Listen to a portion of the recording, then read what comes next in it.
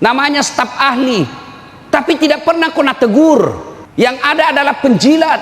Kulunuun, iya puang, cocok pak, cocok siap pak. Penjilat semua itu yang dorong kau supaya kau ditangkap KPK, supaya dia ganti kau. Meskipun tidak ada pejabat di sini, tapi itu kameraku nanti sampai ke seluruh pejabat yang ada di Indonesia. Saya mau tanya, ada ndak di sini yang punya tanah 20 hektar? Coba angkat tangan kalau ada. Ada? Ada di sini yang punya ruko 20 unit? Ada? Ada? Oke, tidak ada. Ada di sini yang punya mobil 10 unit? Mungkin ada. Tapi ketahuilah saudara-saudara sekalian, Anda jauh merantau dari Sulawesi. Kan paling banyak orang Sulawesi sini toh? Iya toh? Ditinggalkan tanah kelahirannya, ditinggalkan ibu bapaknya, dia tinggalkan saudara-saudaranya, datang merantau ke sini. Tapi belum ada yang punya tanah 20 hektar. Batemu turolo sumpah. Hah? Kau jauh merantau ke sini, rukomu tidak ada 20 unit. Itulah yang kau kejar sampai ke sini. Dan saya tidak yakin ada yang punya duit di sini, jamaah ya, 20 miliar. Padahal kau sudah cari uang dari subuh sampai malam. Dan saya yakin masih ada di sini yang kontrak-kontrak rumah. Coba, padahal habis mi waktumu itu di pasar, azan kau tinggalkan sholat duhur, maghrib masih subuh kau itu mau tutup toko, isya masih ada kau di pasarmu, jam 10 kau baru kau sampai di rumahmu, kau tinggalkan subuh, kau tinggalkan duhur, kau lepas asar, hilang maghribmu, isya kau ketiduran. Demi Allah kau tidak sampai punya harta 20 miliar. Ada hartamu 20 miliar, tapi mulai kau dilarang makan gula, dilarang kau makan nasi, dilarang kau makan daging, dilarang kau makan pedis-pedis, dilarang kau makan semua. Apa aja bisa kau makan? Ubi rebus. 20 miliar uangnya, 2 ubi rebus tidak bisa dimakan. Dia pergi ke dokter. Apa dia bilang dokter? Pak, selama bapak aktif, bapak tidak kena matahari. Mulai besok kalau bisa pak, jam 7 sampai jam 9 bapak keluar kena matahari. Jalan-jalan pak ya, keliling kompleks, jangan pakai baju supaya kena badannya ini bapak matahari. Kalau bisa pak pakai celana pendek, pakailah celana pendek sampai di sini. Pak, jangan pakai peci supaya kena juga semua ini kepalanya pak. Tolong jangan pakai sendal supaya itu kakinya kena-kena. Jalanlah dia kompleks tidak pakai baju, pakai celana pendek, tidak pakai sendal. Apa bedanya sama gembel? Padahal uangnya itu 20 miliar. Begitu kau kejar dunia, ternyata duniamu tidak ada gunanya. Ada orang pak kuat lari, kuat lari. Di Makassar itu belum pi asan ada yang lari jalan Petarani, belum pi subuh sudah ada yang lari, bahkan gerimis pi lari pak. Dia mampu berlari 20 kilo satu hari. Rumahnya dari komplek ke masjid tidak sampai 20 meter, dia tidak pernah hadir di masjid. Padahal kalau Tuhan bilang sudah pulang kok, biar jantungmu kuat, biar ototmu keras, biar pangkatmu tinggi, rencanamu sempurna, orang-orang yang akan meluruskan semua rencanamu sukses kok. Tapi kalau Nabi bilang Tuhan dah saat pulang kok, tidak ada istilah mau kok apa kalau sudah. Nah Bapak Ibu saudara-saudara sekalian, itulah yang kita lupa. Wa mal hayatud dunya illa mataul hurur. Dunia ini acule-culean, dunia ini tipu daya saja. Maka Allah hadirkan supaya kau tidak tertipu. Dengar kau dakwah. Kenapa pejabat kita sekarang banyak yang maling? Coba kita lihat, korupsi 200 miliar, korupsi sampai 1 triliun. Nah, makanmu saja itu 1 baskom kau tidak kasih habis. Kenapa? Tipu daya dunia. Kenapa banyak orang tertipu dunia? Tidak pernah dengar dakwah. Ibu-ibu, diam dulu ibu. Saya doakan suamimu kawin yang cerita terus. Jauh-jauh pergi ceramah di sini subuh-subuh.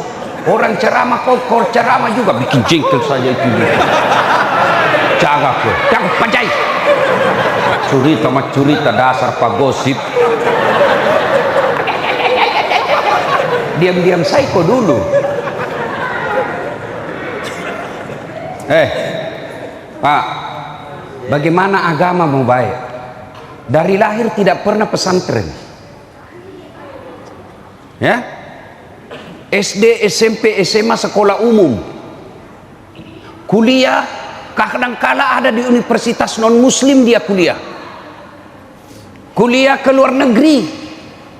Hebat katanya anaknya itu. Di luar negeri masih sekolah. Itu misalnya Pak, karena bapak kalau bawa anak disuruh naik di lantai 3. Baku kejarlah dia di atas. Mestinya kalau bawa anak ke masjid suruh simpan di samping. Bapakku itu dulu waktu saya kecil, dengarku itu ceramah. Nanti pulang saya tanya kok. Kalau ada Pak. Nggak ada istilah dulu Pak. Sekarang baru dicubit, lapor ke perlindungan anak. Itu mi. Enak kok itu kau. Baru satu kau dengar kasus, kau melanggar itu orang tua apa? Kau nggak tahu 24 jam dia hidup sama anaknya. Kau nggak lihat itu semua. Kalau sudah agama tidak ada, apa bedanya kita sama binatang? Bahkan kita bisa lebih hina dari binatang. Kok bisa Ustadz? Bapak ibu tahu kambing? Tahu kambing? Itu kakakku di kampung jual beli kambing sampai sekarang. Kalau ada kambingnya nakal, sekarang dia ganggu temannya, dia panggil penjaganya. Balu iyo bembe, jual itu kambing. Suka ganggu temannya. Sampai di pasar, tidak ada yang mau beli, bawa pulang. Dia pai, potongi. Potong. Dagingnya bisa jadi coto. Tulangnya jadi konro. Kakinya jadi sop kikil. Ekornya sop buntut. Pipinya sop pipi. Lidahnya sop lidah. Kambing dah ganggu temannya, jual. Tidak ada gunanya, tidak ada mau beli, potong, 1 RT bisa makan. Tapi kalau manusia koruptor, pejabat jahat, kalau dia cuma selingkuh, 2 orang yang dapat dosa selingkuhannya sama dia. Kalau dia tukang judi, dia yang rusak habis bangkrut. Kalau dia narkoba, dia yang hancur dirinya. Tapi kalau pejabat yang jahat, satu negara yang dia rugikan. Dan kalau kau tobat, susah tobatmu. Mau kau tobat apa? Kalau dosa kau kepada Allah, mengakui, menyesal, tidak ulang, ganti kebaikan, dosa apapun pasti Allah ampuni. Tapi kalau pernah kau cabat, pernah kau jadi kepala kecamatan, dan di situ ada orang kau ganggu haknya, kau tinggalkan jabatanmu, kau tidak akan diampuni sebelum kau minta maaf sama orang yang pernah kau sakiti satu kecamatan. Itu satu kecamatan. Bagaimana kalau satu negara? Kau bikin aturan yang membuat satu negara rugi gara-gara itu. Nah tunggu kau malaikat. Nah bilang kau itu paling jago dulu. Sini mah kau belender kau. Makanya ini penting dengar ceramah. Orang merasa bahagia kalau banyak uangnya. Sudah Pak, sudah. Jangan bikin gerakan lain-lain supaya Bapak tidak diperhatikan. Karena itu kalau orang dengar ceramah ini banyak setan mengganggu. Ya, diam, tunggu dulu sana. Sudah. Ada duduk tenang-tenang ya. Duduk tenang. Sudah. Oke. Bapak Ibu, saudara-saudara sekalian. Ada orang merasa bahagia katanya kalau orang banyak kaya.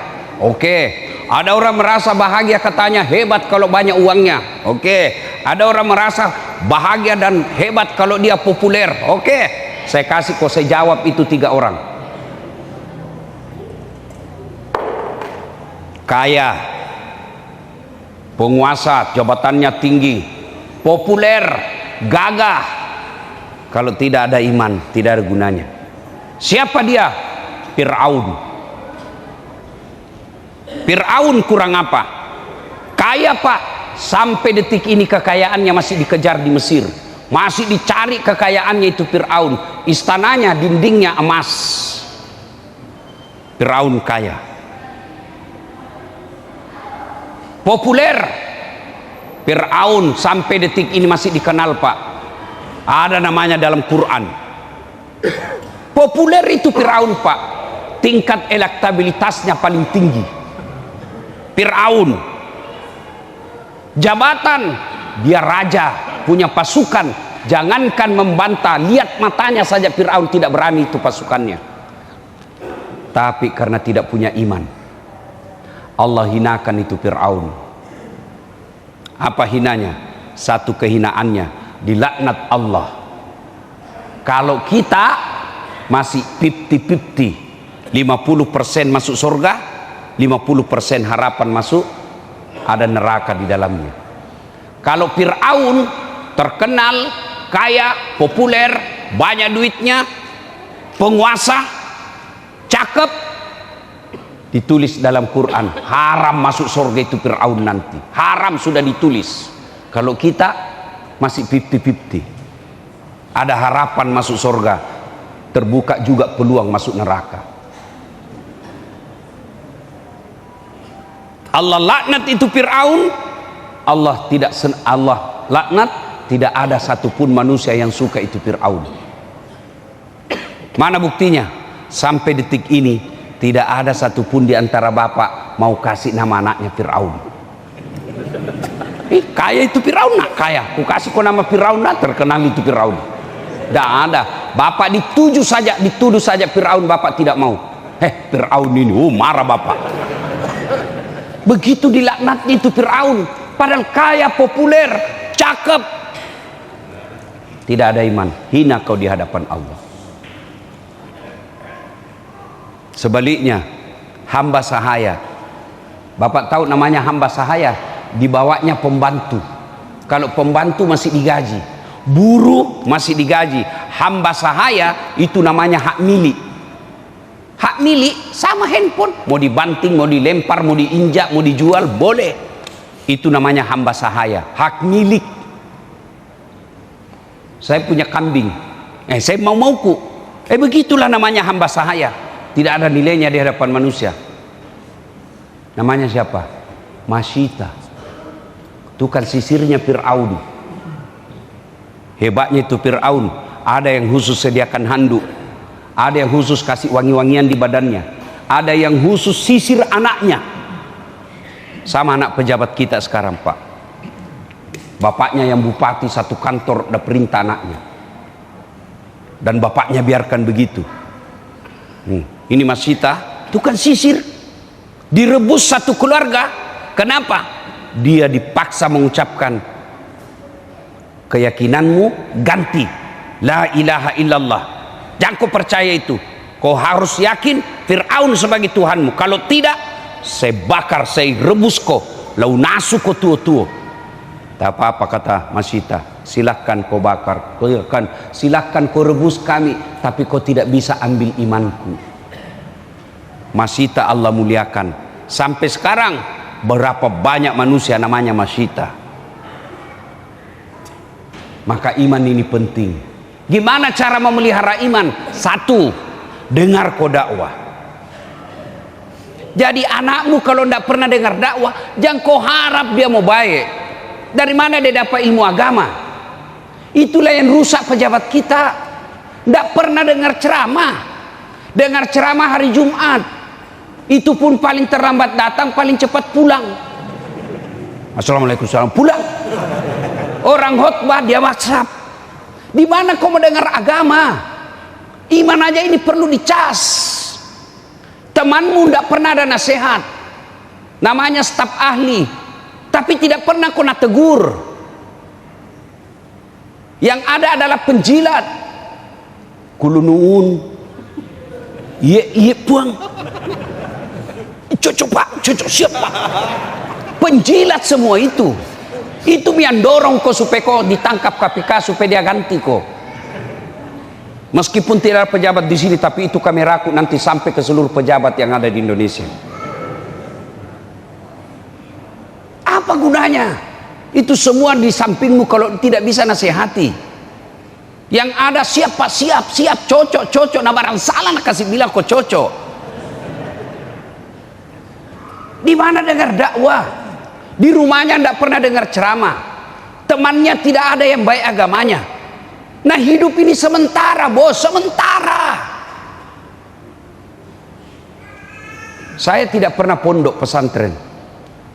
Saya kenapa bisa jadi ustadz? Dari kecil bapak saya selalu putar ceramah. Sudah sholat subuh kayak ini, bapakku sudah, kami sambil mengepel rumah, sambil sapu halaman, kedengaran ceramah. Minimal tahu dulu. Oh begitu, oh begitu. Nah sekarang ayo bapak, anak tak kapan dia dengar ceramah? Bapak datang sholat subuh, anakmu tidur di rumah. Di mana dia dengar ceramah? Apa yang dia nonton? Game.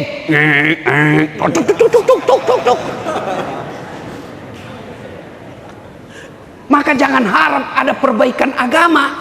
Kalau agamanya tidak baik, bagaimana akhlaknya mau bagus?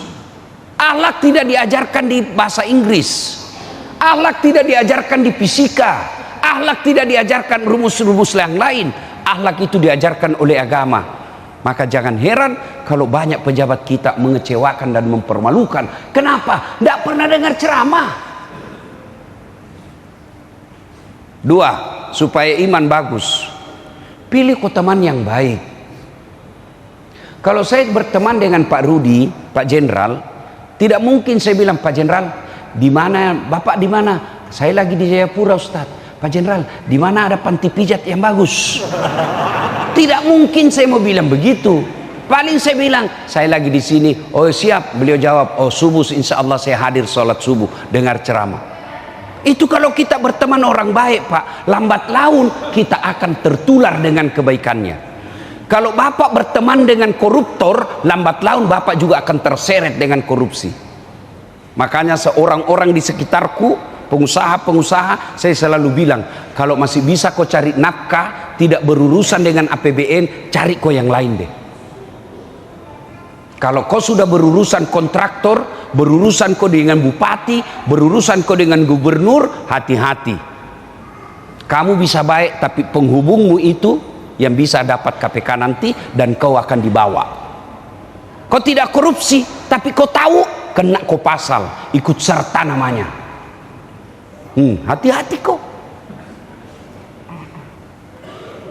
Saya tidak ikut Ustaz, tapi saya yang menghubungkan. Kau juga nak kena. Maka kalau masih bisa cari harta yang tidak berurusan dengan APBN, jangan. Mestinya kita sudah di masjid ikut baca-baca Quran, malah berurusan dengan hukum. Baik kalau tidak di penjara. Oke, kau tahan dengan penjara, tapi anakmu bagaimana? Harga dirimu bagaimana? Reputasimu yang kau bangun puluhan tahun hancur gara-gara hanya kau korupsi. Makanya Pak, kalau masih bisa cari nafkah, jadi pedagang saja di pasar. Tapi ingat, azan, tinggalkan daganganmu, datang kau di masjid. Kira-kira Pak, kalau 5 waktu kita datang di masjid, tidak pernah kita ganggu orang, tidak pernah kita sakiti orang, tidak ada kita maksiat, apa alasannya Tuhan tolak doamu? Apa alasannya Tuhan kasih masuk ke neraka? Tidak pernah kau ganggu orang, 5 waktu kau datang ke masjid, kamu dagang jujur, ada uangmu kau sedekahkan, kamu pergi haji, pulang haji, 2 tahun kemudian kau pergi umroh, apa alasan Tuhan kasih masuk ke neraka? Ini banyak orang kerugikan, pelit, seke, kikirigalah paku jambatang, tidak mau bayar zakat, kumpul, mati kok. Apa alasannya Tuhan kasih masuk ke surga? Nah hidup ini pasti berakhir. Pilih teman yang baik. Itu penting. Pilih pengusaha teman, bagus. Pilih pejabat, bagus. Tapi kalau kau berteman karena jabatan, kau berteman dengan kekayaan, bukan karena Allah, maka pasti pertemananmu duniawi dan bisa kau terseret maksiat. Ada 7 golongan orang dilindungi di padang mahsyar. Satu di antaranya mereka yang bertemu dan berpisah karena Allah. Bersahabat karena Allah, itu nanti kau dapat jaminan di padang mahsyar kau dilindungi. Coba kalau berteman ke orang baik, duhuri, bagus di mana cari masjid. Tapi kalau kau berteman dengan peselingkuh, najar salah kau. Sini mah kau, saya tahu caranya itu. Kalau nak telepon kau istrimu, sini kau. Kenapa? Nak cari puli supaya kalau kau melapor dia, kau juga ada, kau juga terlibat. Nabi memberikan ilustrasi. Kalau kau berteman dengan penjual parfum, kalau kau tidak dapat parfumnya, kau dapat bau wanginya. Iya toh? Kalau kau berteman dengan pandai besi, kalau kau tidak kena apinya, kamu dapat hawa panasnya. Maafkan saya, kalau ada di sini adik-adikku polisi, jangan kau terlalu berteman dengan pengusaha. Biasanya hilang harga dirimu. Kau berteman juga sama Ustadz Dasat Latif. Supaya apa? Ada yang saling mengingatkan. Perlu juga berteman itu pengusaha. Kenapa? Supaya ada diminta proposal. Tapi jangan untuk kepentingan dirimu, karena kau sudah cukup. Gimana? Bos, ada masjid di sana dibangun. Kau banyak dosamu toh? Sudah cuci itu dosamu, bantu itu masjid. Saya ingatkan dulu kenapa orang masuk surga, Pak? Bukan karena tidak ada dosa. Kalau orang masuk surga karena tidak ada dosa, mana ada isinya surga? Mana ada orang tidak ada dosanya di sini? Angkat tanganmu yang tidak ada dosamu. Angkat. Tidak ada kau berani toh? Karena kau yakin banyak dosa. Jangankan kita, Nabi Adam, manusia pertama, Nabi pertama, ada dosanya makan buah huldi. Nabi Nuh ada dosanya, gagal didik anaknya. Nabi Lut ada dosanya, istrinya pembangkang. Apa? Coba. Nabi Yunus ada dosanya, dia sangka buruk dalam dakwah, dia tinggalkan umatnya. Itu Nabi, apalagi kita yang merantau. Muka-muka penuh dosa kita semua. Ini yang bicara, wah banyak juga dosaku, Pak. Dengar baik-baik. Kenapa paling orang masuk surga, Ustadz? Karena lebih banyak kebaikanmu daripada dosamu. Itu yang membuat kau masuk surga.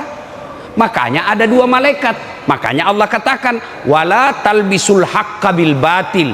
Allah tidak campur antara yang hak dan batil. Dosamu dosa dicatat sama malaikat sebelah kiri. Amalmu kebaikanmu dicatat sebelah kanan. Tidak dicampur-campur. Untuk apa? Nanti ditimbang. Ditimbang sebelah kanan kebaikan, sebelah kiri dosa. Ternyata hasil timbangan lebih banyak baiknya daripada dosanya. Meskipun selisihnya 0,1% masuk ke surga. Makanya prinsipnya, dengar baik-baik. Kalau kau tidak bisa banyak amal, jangan banyak dosa. Kalau banyak dosamu, kamu yakin banyak dosamu, harus kau usaha lebih banyak amalmu. Ini yang jadi masalah, banyak dosa tidak mau beramal. Mau masuk surga, kok kira ada orang dalam?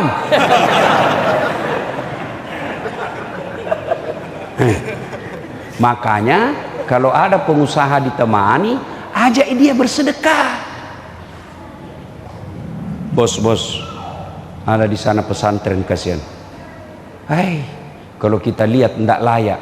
Bagaimana anak-anak tidak lari dari pesantren? Tidak bagus tempat tidurnya. Ayo bos, kau tidak miskin kau kalau kau keluar 1 miliar di situ. Itu namanya pastabikul khairat, berlomba-lomba dalam kebaikan. Nah, Bapak Ibu saudara-saudara sekalian, berteman dengan orang-orang soleh. Yang ketiga, supaya baik ini iman. Yang ketiga adalah kamu harus hindari tempat-tempat maksiat. Iman sedikit, tapi suka pergi panti pijat, tenggelam kok. Nah barangkali dipijit ini Ustaz. Betul kok dipijit, tapi perempuan yang pijit kok. Lain dipijit, lain mengeras.